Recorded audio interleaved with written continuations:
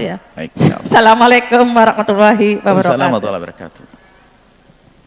Ada mengajari sholat anak kecil, beri motivasi yang sifatnya duniawi, sah anak kecil. Cuman pendidikan yang sesungguhnya bukan motivasi duniawi. Kalau kau sholat awal nanti saya kasih duit, itu untuk anak kecil karena tidak ada hubungannya dengan ikhlas. Bahkan anak kecil nggak ada riak, juga nggak bisa disifati ikhlas amat anak kecil.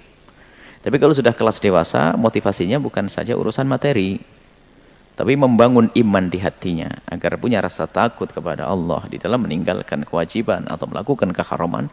Itu yang penting.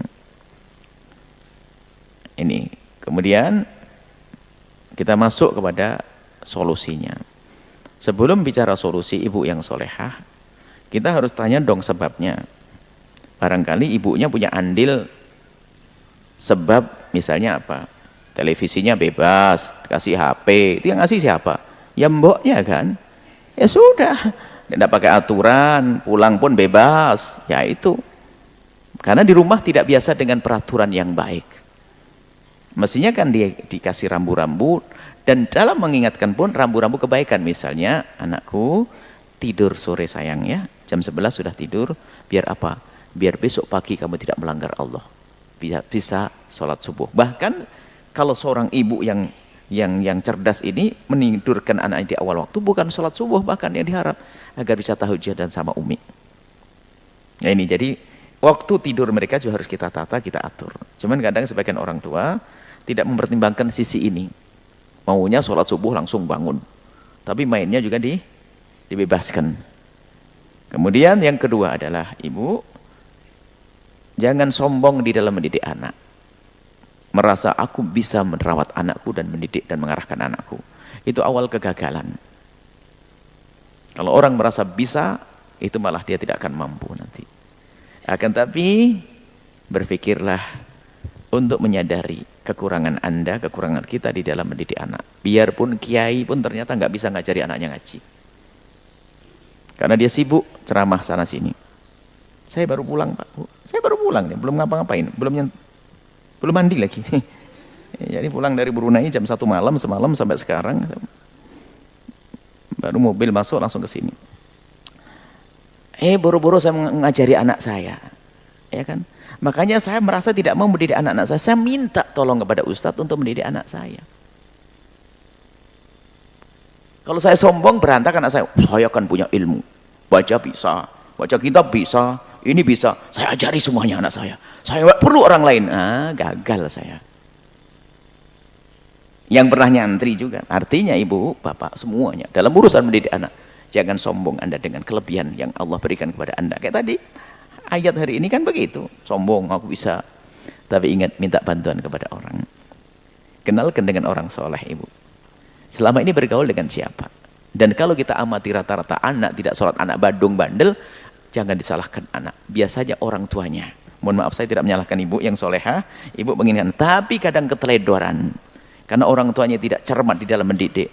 Wong idolanya pemain bola, di kamarnya gambar artis, kok bicara tentang sholat ini bagaimana? Dan begitu loh. Bukan Anda ini, yang lain ini pada sholat, jangan tersinggung Anda nih. Anda sudah hadir majelis ini orang baik ini.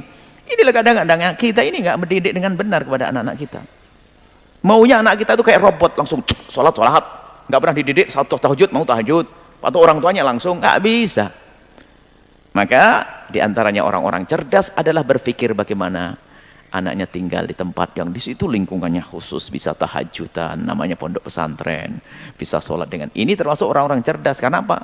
Dia merasa nggak mampu di rumahnya. Bagaimana mampu? Pagi ke kantor, pulang sore, apalagi yang sangat sibuk dengan bisnisnya, apalagi dengan profesinya yang urusannya dengan orang, nggak pernah ketemu anaknya.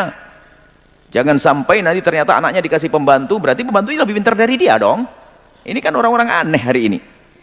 Pembantunya juga capek kasih televisi, sudah kenal Al-Bahjah, televisi masih belum televisi Al-Bahjah, ya kacau anaknya. Itu loh. Artinya di dalam mendidik jangan merasa mampu mendidik anak, tapi justru kita merasa bahasanya aku tidak mampu. Semampuku hanya begini, tapi aku perlu minta bantuan orang lain. Maka untuk minta bantuan kepada orang lain itu ditanamkan. Apa selanjutnya? Ajarkan kepada anak kita agar bisa hormat kepada guru. Lebih baik dihantarkan anak kita daripada privat. Loh, privat ini kadang-kadang orang tua juga nggak cermat. Privat ilmu agama. Ustadznya nunggu anaknya masih mandi dan main. Ini kan ngajari kurang ajar, nggak adab sama gurunya. Gimana akan dapat ilmu? Coba. Privat school ngajar, ngundang guru agama. Karena duitnya banyak. Saya tidak mau anak saya bergaul dengan yang lainnya. Saya pengen ngundang guru dan sebagainya. Boleh ngundang guru, tapi ajari hormat. Sebelum guru datang, kau harus sudah duduk nak ya. Dan kau salaman dengan yang baik, hormati dia. Begitu. Anaknya masih main sampai gurunya itu, karena guru privatnya itu, guru ngajinya itu nunggu sampai lama, belum terus sedikit kurang ajar. Itu gimana dapat ilmu? Lihat, perlu cermat. Katanya orang cerdas, lah kok nggak cerdas urusan begini? Katanya waktu kuliah dulu IP-nya tertinggi. Cerdas, doktor ilmu pendidikan, sampai di rumah ilmu pendidikannya untuk ngajar orang, anaknya dikasih pembantu, kan gitu, aneh gitu, ilmunya tidak diberikan. Baik, artinya di dalam mendidik anak kita jangan merasa mampu, kita harus merasa ingin minta bantuan kepada orang, minta pertolongan kepada orang. Tentunya minta kepada Allah tadi sudah beres, ibu doa nggak kurang kan, minta kepada orang. Tapi di saat kita minta kepada orang, harus kita ajarkan anak kita agar hormat dia, harus punya kekaguman. Siapa yang dikagumi anak? Kalau putra putri anda kagum dengan ulama tokoh, nggak usah disuruh sholat, bu. Yang repot kan seneng sama hobi pemain bola, waktu Piala Eropa nggak sholat subuh beneran itu. Saat bapaknya juga bisa nggak sholat itu. Wong grup ibunya ngikut juga sama. Piala Eropa, tahu Piala Eropa itu? Masih ada itu? Masih? Alhamdulillah. Saya tidak pernah tahu Piala Eropa itu. Cerita-cerita aja. Nggak tahu. Salah Piala Eropa apa lagi, mas? Ketahuilah, inilah jadi kadang-kadang kelemahan kita mendidik itu sombong, merasa bisa, kemudian dipikir anak kita kayak robot, bisa seklik mati. Mau jahat nggak boleh, enggak, dia punya hati, punya hawa nafsu, punya kebiasaan. Dan kalau sudah tidak diajari memerangi hawa nafsunya dengan cara tunduk kepada ustadz, patuh, susah. Khususnya yang punya privat. Jangan ajarkan kesombongan pada anak-anak anda.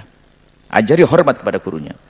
Kalau kau tidak mau datang ke madrasah, akan aku datangkan guru, tapi dengan catatan 5 menit sebelum guru datang kau sudah siap semuanya. Kenapa? Dia membawa ilmu. Dia membawa ilmu. Dia membawa berkah. Nah ini, kalau begitu ibu nggak usah susah, sholatnya rajin nanti. Karena punya keterikatan dengan orang-orang baik. Itu diantara ibu. Lalu bagaimana anak saya yang sudah begitu tadi? Dekatkan kepada tokoh, ulama-ulama, majelis-majelis mulia. Rayu. Ceritakan, diajak cerita, kunjung, pergi ke sana kemari ulama, ziarah, minta doa dan sebagainya. Nanti sampai ada keterpesonaan, secara otomatis nanti dia langsung sholat. Atau ibu masukkan ke lingkungan yang baik, pondok pesantren. Ibu kalau anak anda di pondok nggak usah ibu nyuruh sholat kan? Enggak, kalau sudah di pondok anak ibu nggak usah disuruh sholat di pondok. Kalau di pondok langsung sholat, tahajudan bu, nggak usah pusing ibu. Jadi kalau sudah anaknya tinggal di pondok, jangankan kok sholat subuh, bu, tahajudan, baca Quran, ngafal Quran, nggak usah pusing-pusing. Nggak usah dilarang nonton televisi, bu, nggak ada TV di pondok. Nggak usah dilarang megang HP, larangan HP. Apalagi yang kurang, ayo, yang anda inginkan ada semuanya. Tapi anak saya nggak mau masuk pondok, karena selama ini anda nganggap kayak robot. Jadi tamat SMP langsung mau dimasukin pondok. Dari kecil bu diajak cerita tentang pesantren. Ayo ziarah, coba nginep mabit semalam hari Ahad. Ustadz ini, cerita ini. Anak terpesona. Kadang orang tua nggak pernah cerita tentang pesantren, nggak pernah cerita tentang kemuliaan menuntut ilmu. Tiba-tiba waktu sama-sama, kamu mondok nak ya? Mondok? Apaan mondok itu? Kamu nakal sebabnya. Lah, oh jadi tempatnya orang nakal situ. Ini kacau semuanya. Yang salah juga orang tua baik.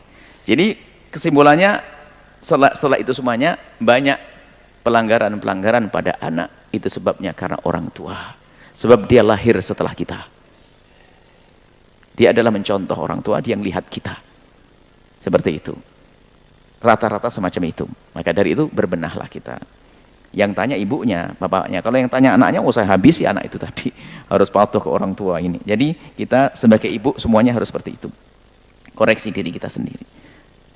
Insya Allah, semoga anak anda soleh, solehah, rajin sholat, rajin ibadah.